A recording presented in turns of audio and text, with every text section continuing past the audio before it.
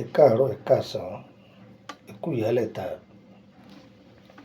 Mo kí gbogbo ọmọ Yorùbá káàkiri gbogbo àgbáńlá ayé. Ọ̀dẹ̀ ọ̀dà bí àní rí mi gbé sọnù bí ò sí bí ọmọ. Ẹlẹ́dàá wa ò ní takò wá. Àmín. Wọ́n fẹ́ kọ́ wa ní sáyẹ́ǹsì àwọn bàbá wa kan. Wọ́n máa pè é ní àjẹrà. Kí ni tá à ń pè lájẹrà? Àní sì jẹ, àní sì mu. Tí a bá rí i pé bóyá òde ọ̀dà, òjò pé égún, òde ọ̀dà, ìtumọ̀ òwe tí ń pa ni pé bóyá èèyàn lọ sí òde kan, èèyàn jẹun kan, èèyàn rí i pé inú òun ṣe bákan. Tá bá bù lé lórí, tó bá jẹ́ pé èèyàn bá jẹ̀jẹ̀kújẹ, yóò pa òró rẹ̀. Ojú oorun ni, ojí ayé ni, àbí èyí tó tiẹ̀ ti wà lára tipẹ́ tí ń dára láàmú tá a mọ̀. Tí ẹ bá ń lò ó, kò ní jẹ́ kí àbọ̀dè aburú kó ṣiṣẹ́ nínú àgọ́ ara ẹni. Ọmọdé lò, àgbà lò, ẹ ṣe é sílé o.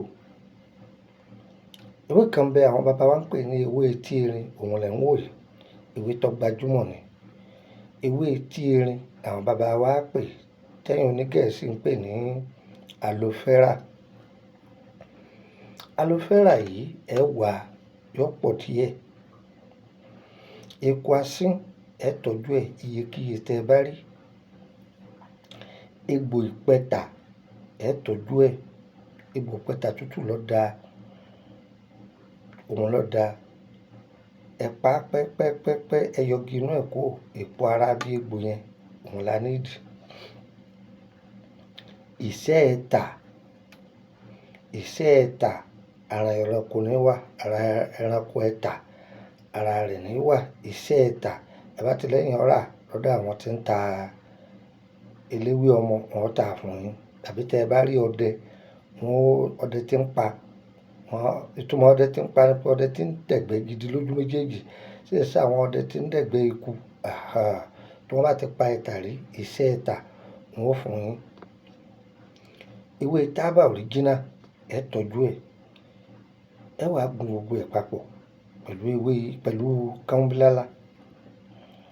Ṣẹ́rí tẹ́ bá ti gun papọ̀ yìí, tẹ́ ṣe gúdúgúdú dáadáa, ẹ tún sa sórùn, ẹ tún tún gún, ẹ tún sa sórùn, ẹ tún tún gún.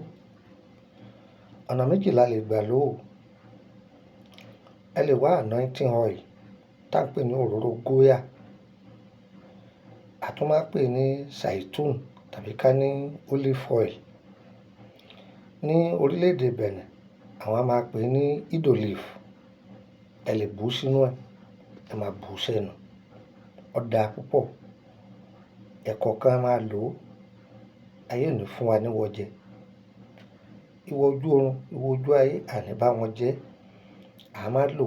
Ọ̀nà kejì, ẹ dà á sínú àdí ẹ̀yàn kẹ́ ẹ máa já sára. Tí ẹ bá sì jẹ, wọ́n gan ó rí lẹ́sẹ̀kẹsẹ̀ ohun tó jẹ tó bá lò. Lágbára ọba tí jẹ́ Ọlọ́run, ó yà dáalẹ̀. Tó, èmi ò lágbára o, Ọlọ́run ọba ló lágbára o. Ọba tó lágbára, òun ló lè wé, òun ló lè gbò. Ọlọ́run kó fàṣẹ sí. Mi ò yọ́ kù, mi ò di ikù, mi ò lé ikún, mi ò fi sáhun sí wa. Mo fún yín ó pé mo fi ṣoore fún yín ni. Tó bá ti wá dọ́wọ́ ìwọ náà fi ṣoore fẹ́ dẹ ẹgbẹ́ rẹ̀. Ọyẹ ẹ̀pin, kọ́kálé kọ́kákò, ẹ̀pin, ẹ̀pin, ẹ̀pin. Orúkọ mi ni Lukman ọmọ Ayédáre, bàbá ogún, ọmọ ọ̀dọ̀ àgbà. Tẹ́nìkan bá ní ọmọ ọ̀dọ̀ àgbà lòun, tẹ́ ẹ bá ti gbọ́ Lukman ọmọ Ayédáre kì í ṣe mí o. Kóńtọ̀ ń bá ní òun ni Lukman Ayédáre, ẹni kóńtọ̀ ń pè yín ní fídíò. Ẹ má wá jẹ́ ó gbé fídíò mi sí. Kẹ́rí pé ẹjọ́ ń sọ̀rọ̀, ẹ sì ti wò bójú mi ti rí. Ẹ wò mọ́kọ́, torí àwọn kan tí ń lo orúkọ mi. Ẹ jọ̀ọ́ torí Ọlọ́run o. Ayé ò ní forúkọ wa lu jìbìtì, ẹ jọ̀ọ́ nítorí Ọlọ́run o. Ìyẹn dúró síbẹ̀. Nọ́mbà orílẹ̀-èdè Benin, wọ́n ti fi nọ́mbà méjì kún. Ẹ lè máa pè é tẹ́lẹ̀ kó má lọ. Ń wá fún yín ní bí wọ́n ṣe fi lélẹ̀ padà nísìn. Ṣẹ́rí nọ́mbà Nàìjíríà tí ń fi lẹ̀, òun ni WhatsApp tẹ́ ẹ máa bá mi sọ̀rọ̀ ńbẹ́ o.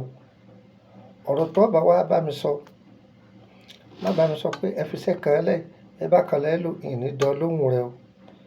Ìwọ tó fẹ́ tọ́jú ara rẹ nílànà ewé àtegbò kàn sí mi ń sọ èyí tí ọ̀nà ìlú òyìnbó ló wà ní ibì kan ní Nàìjíríà ní DHL ló fi gbé ìwọ ló sanwó DHL kọ̀ papọ̀ mọ́ owó iṣẹ́ o.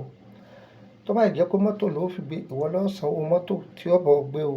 Mọ́ là á òye wa o. Ẹ jọ̀ọ́ torí Ọlọ́run o, ẹ gbọ́ mi yéké dáadáa o. Mo wà lórílẹ̀‐èdè Nàìjíríà báyìí ìní pẹ́ kúrò. Ìwọ tó bá níṣẹ́ lọ́dọ̀ mi ẹ̀yin tí ẹ ti sanwó DHL yín ẹ tètè san kí wọ́n bá yín gbé. Ìwọ tó bá sì ní iṣẹ́ tó fẹ́ bẹ̀ wá tètè pè mí àbọ̀ sí kí mi tó padà lọ tí n bá ti dórílẹ̀‐èdè Benin ó ṣeé ṣe mò ń lọ Abidjan ni. Ọ̀yá gba nọ́mbà yìí o mú ọ́dọ̀ má pè mí fún ohun tí ò ní túmọ̀ o. Ẹ̀yin tẹ́ ń béèrè nípa àkọsẹ̀jayé pé ṣe bápò méjì ni ṣe bápò kan ni ṣe bápò márùn ni tẹ́lẹ̀ nìyẹn o, price ẹ̀ ti change o. Ìwọ tó bá wọnú private group 10,000 ló fi wọ̀bẹ̀ 10,000 ló fi wọ̀bẹ̀ ó sì máa san 10,000 lóṣù tágbára rẹ bá gbé ó sì máa kẹ́kọ̀ọ́ gidi ń bẹ̀.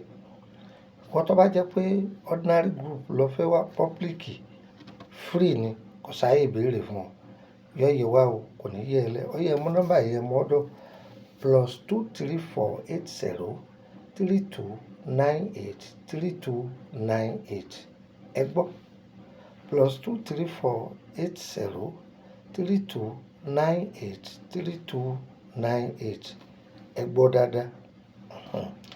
Ẹjọ́ ẹ̀yin tẹ́ ẹ bá ti lákàntì wa GTB lọ́wọ́ tẹ́lẹ̀ ẹ má sẹ́ndì owó sórí ẹ̀ mọ́ ó dàbí pé GTB wọ́n sì ń ṣiṣẹ́ lórí ẹ̀. Ìwọ tẹ́ ẹ bá fẹ́ sẹ́ndì ẹbí mi ń fún yín ní àkáǹtì tí ẹ sanwó sí ó sì jẹ́ nù. Ọ̀yá jẹun fún ọ níkàsí +23481 33 155 111 +23481 33 155 111 méjì ohun ti dúró.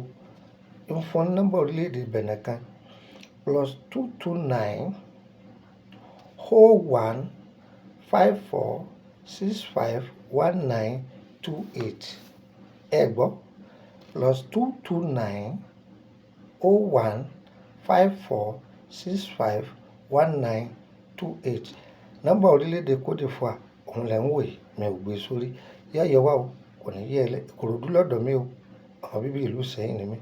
Ọba ti dé Ìkòròdú garage wọ́n mọ́tò ti ń lọ báyìí kú bọ́ọ̀lẹ̀ ní Emily bus stop Emily street number 50 lẹ́gbẹ̀ẹ́ ilé lọ́ọ̀yà yẹ́yẹ wá o kò ní yẹ ẹ lẹ o ire o ọdún ń bọ̀ o àní fìbànújẹ́ sọdún o àní kágóńgó sọdún ṣùgbọ́n wọn náà sẹ́ǹsì mo ló ti ń bá a bọ̀ láti bẹ̀rẹ̀ ọdún níbo ló dé nísìn ọdún ló ti tó parí yìí o àǹtí ẹ lọ lọ́kọ o wọ̀dá ẹ̀yin náà níyàwó iṣẹ́ tẹ ẹ dáwọ́lé ẹ ronú sí ẹ parí ẹ kí ni dá yín dúró ẹ kíyèsára tó àti máa yé o ayé sì mọ̀ wá ayé ò ní fayé hàn wá o ire kàbí.